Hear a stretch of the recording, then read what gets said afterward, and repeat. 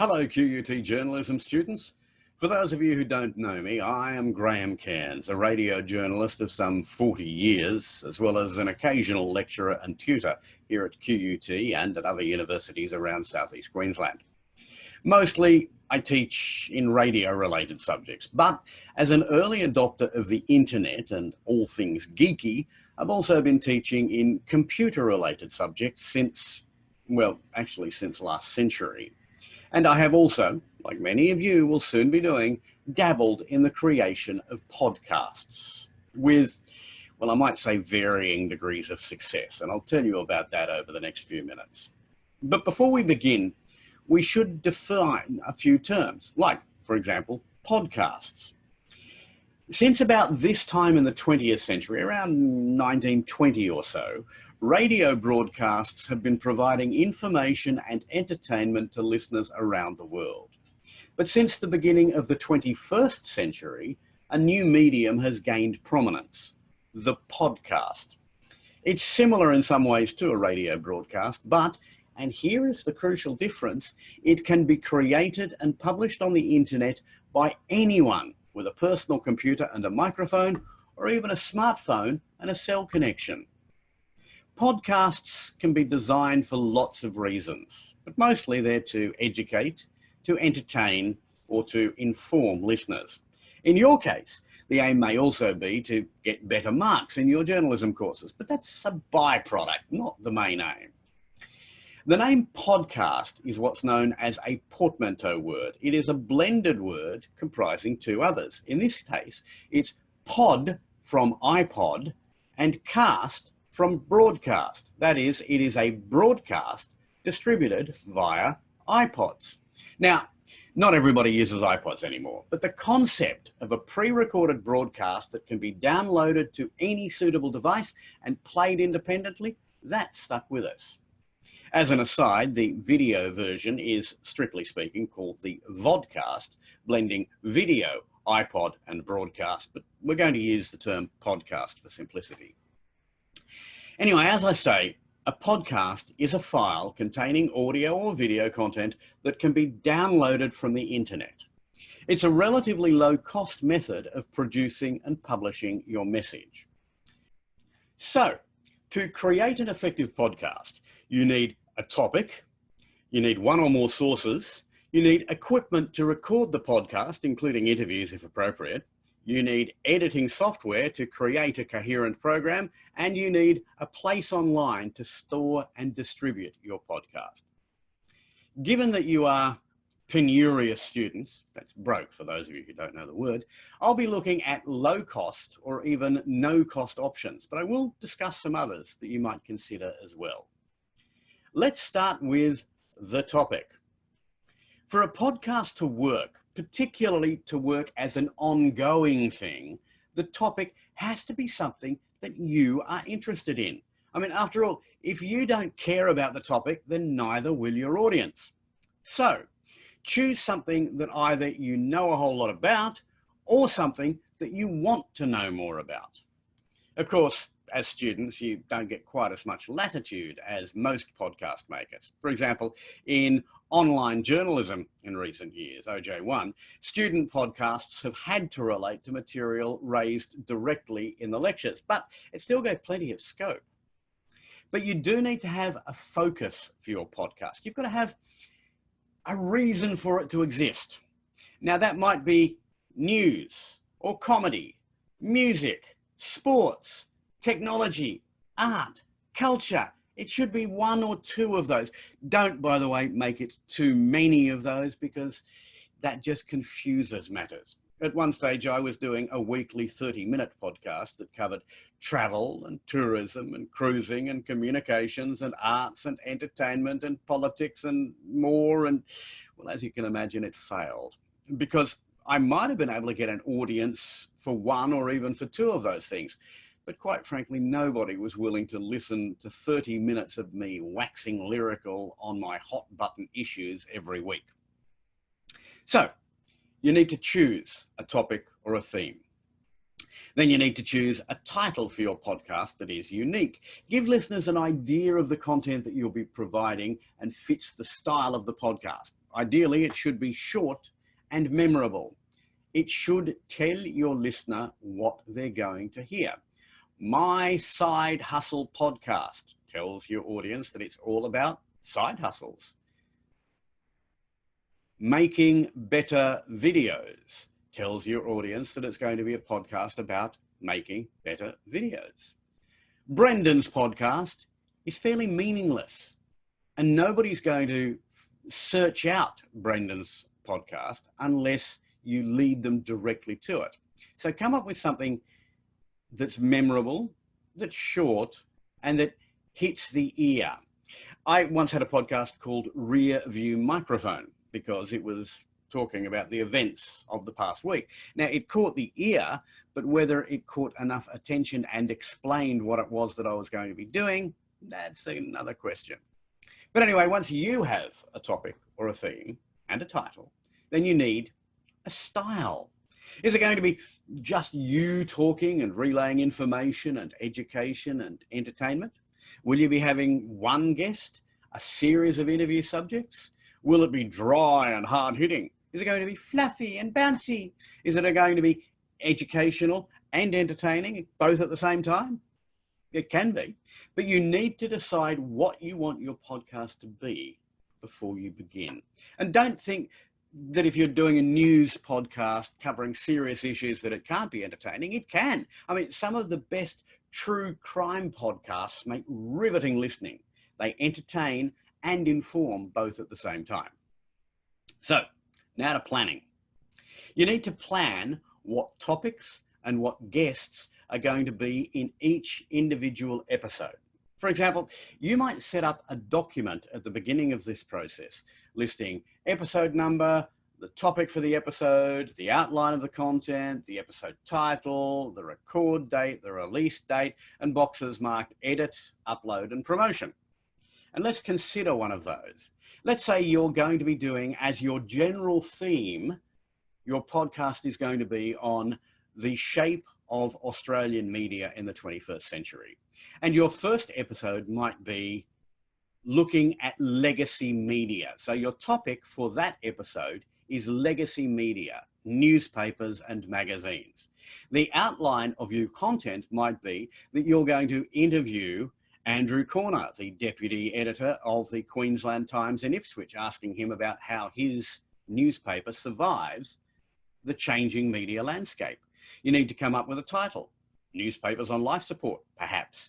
You need to have a record date, a date that you have agreed with your talent that you're going to be interviewing them, and when you're actually going to put together your podcast. And here's something really important. You need to have the release date, so the date that you're going to have this ready. And when talking about release dates, here's something that you might like to consider. How often do you intend to release your podcasts? Once a month means that you have to craft 12 podcasts in a year. Sounds pretty easy.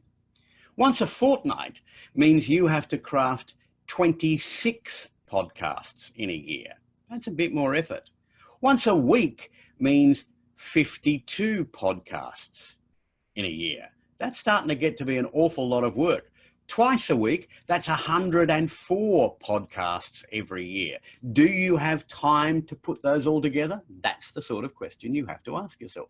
So you've got your episode number, your topic, your outline, your episode title, your record date, your release date.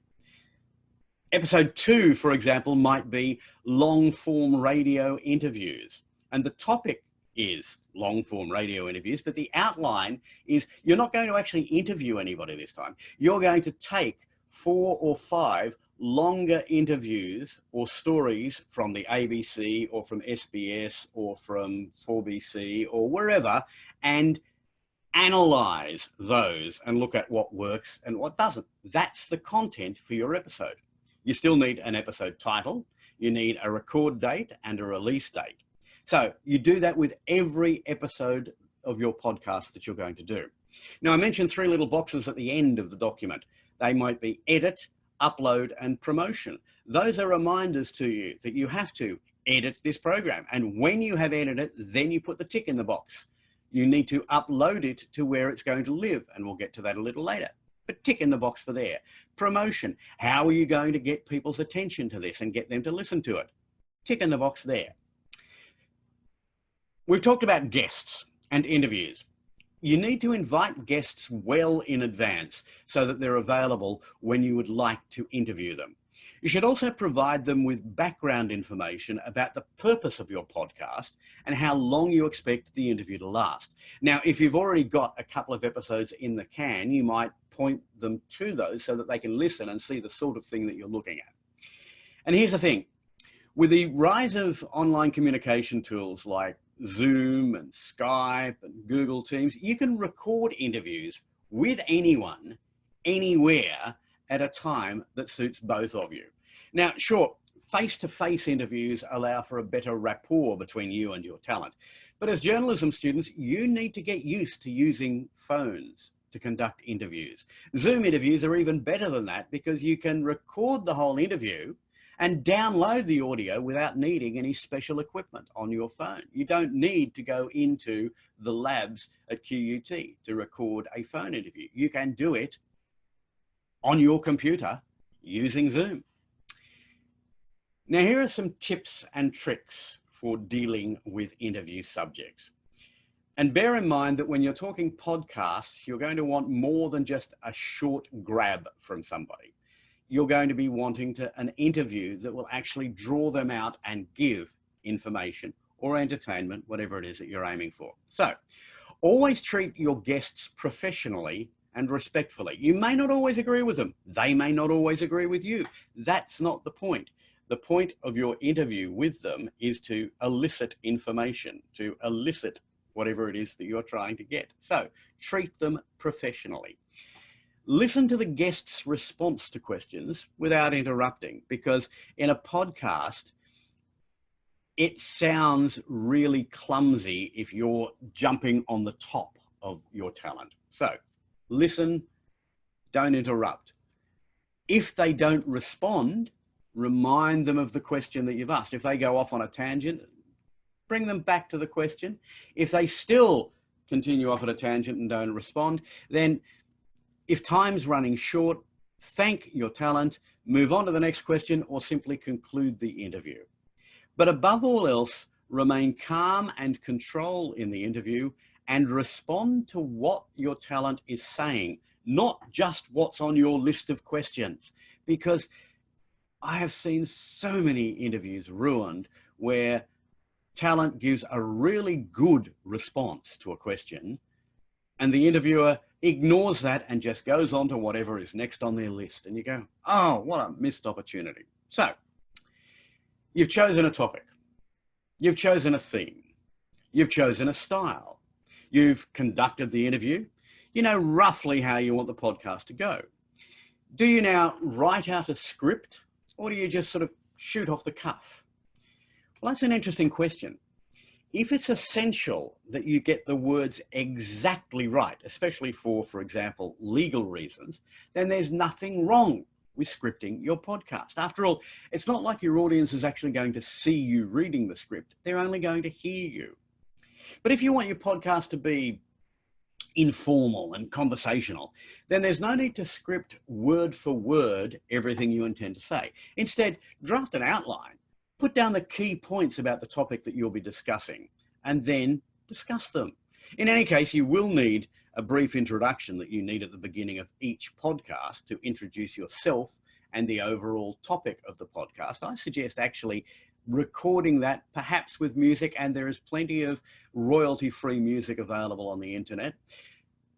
Have a standard introduction because that gives you consistency. It gives your listener a hook that they can hang on. Make sure each segment in your podcast has an opening and a body and a conclusion. Now that's advice as old as the ancient Greeks, but it works. Tell them what you're going to tell them. Tell them what you told them. Have an opening, a body, and a conclusion to each segment. Oh, and make sure that you do briefly summarize what your guests have said in interviews. The next question is, how long should a podcast last? Well, that is the ultimate how long is a piece of string question. Perhaps you might instead ask yourself, if I was a listener, how much time would I give to this podcast before I turned off and went somewhere else? That's an important factor. In general terms, somewhere around 10 to 15 minutes seems to be the sweet spot, particularly if you are the only speaker. But it does depend on how interesting and on how entertaining your content is. Content is king. So now, one last thing on podcast presentation. When you and your audience cannot see each other, your voice is the bridge to bridge the gap between the two of you. Speak with confidence, speak with enthusiasm. Tell your audience why you are passionate about your topic, how it relates to them, and most importantly, what's in it for them, what they will get from listening. Vary the volume, the pitch, and the tone of your voice to fit the content. Record yourself and listen to the quality of your voice to make sure that it is expressive and can be easily understood. Listen to other podcasters or listen to radio presenters to hear how they engage with and build their audiences. Consider taking questions from your podcast listeners via email and answering them in subsequent podcasts. There's a couple of good reasons for doing that. One, it increases engagement with your audience because they actually want to send things to you. The other is that they're going to listen the next week hoping that you will respond to their question, and that helps build an ongoing audience. You can seek feedback in the comments section of the website where your podcast is posted and respond to positive and constructive feedback. Now, if somebody says your podcast sucks and doesn't tell you why, well, who cares? But if they say, hey, look, I really like your podcast, but I cannot stand the buzzing that comes from whatever it is, then you might consider, ooh, there is something wrong with my microphone and I'm getting a buzz and it is annoying people. Which brings us to tools. The basic tools that you might use to create a podcast are a microphone, a recording device, most likely a computer or a phone, recording and editing software, and a camera for video podcasts or for online interviews. The cheapest and most widely available microphone for a podcast is the one in your mobile phone. Of course, that does mean that you have to record to your phone, and editing becomes an issue. You either have to edit it on the phone or you have to send the audio from your phone to your computer and edit there, but it is possible to do. If you've got a webcam, on the other hand, and that includes the webcam that's built into your laptop or your MacBook or whatever you use, they've normally got a pretty good microphone built in. It's not perfect, but it's better than poking the eye with a sharp stick. The next step up from there is to use a separate microphone. And I have to say that as students, you actually have some access to some lovely gear at QUT, including the Yeti microphone. Now, this particular one is the one that I use for my home voiceover business, and it is magnificent, and it is also available downstairs at QUT for those students who wish to borrow it. There's another microphone which is used by a lot of podcasters, and that's the Rode NT. It's a USB microphone, and as you can probably hear, it's the one that I'm actually using to record this video. But what I'm saying is that when you start out, just a webcam mic isn't too shabby. Even your phone microphone is not too shabby. Now, as for editing software, I swear by Audacity. It's free to use. It's available for both Windows and Apple. I got a full-blown version of Adobe Audition for audio editing, but I default to using Audacity on a daily basis because it is easy, it is cheap, and you can learn how to use it in a matter of minutes. As for a webcam, well, my webcam of choice is the Logitech 930. It's the one that I'm currently using, and I can't show it to you, obviously, because I'm using it. But if you can find one at your local Aldi, they've got a Bourne camera for about, I don't know, $10. And it's got a built-in stereo microphone. It's not a perfect camera, it's not a perfect microphone, but it does the job and gets you started.